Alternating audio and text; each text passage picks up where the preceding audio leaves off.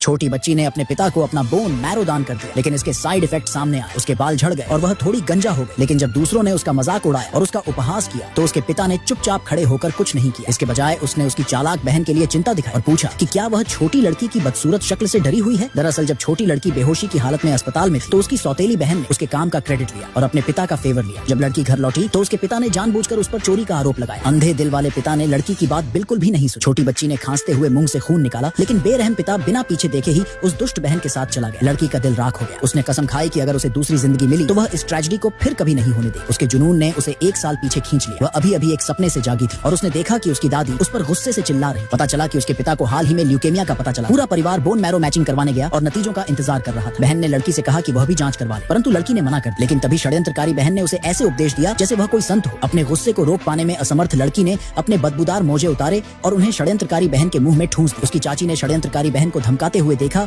और छोटी लड़की को दंडित करने के लिए अपना हाथ उठाया, लेकिन लड़की पीछे नहीं हटी। उसने पास में रखा फूलदान उठाकर जमीन पर पटक दिया। ये देखकर उसके पिता ने गुस्से में उसे घर से बाहर जाने को कहा। लड़की बिना कुछ सोचे समझे चली गई। वह अपनी माँ के घर गई और उसे वह डायरी मिली जिसमें उसकी माँ का अतीत दर्ज था, लेकिन उसने अपने पिता को सच्चाई नहीं बताई। इसके बजाय वह अपने पिछले जन्म में छोटी राजकुमारी के ऑडिशन स्थल पर गई। वह अपनी चाची के हस्तक्षेप के कारण इस ऑडिशन से चूक गई थी और इसके कारण उसकी चालाक बहन फीमेल लीड बन गई थी और रातों रात प्रसिद्ध हो गई थी। लेकिन इस जीवन में यदि उसे यह भूमिका मिल जाए तो वह पैसे के साथ स्वतंत्र रूप से जीवन जीने में सक्षम होगी। जल्द ही ऑडिशन की बारी उसकी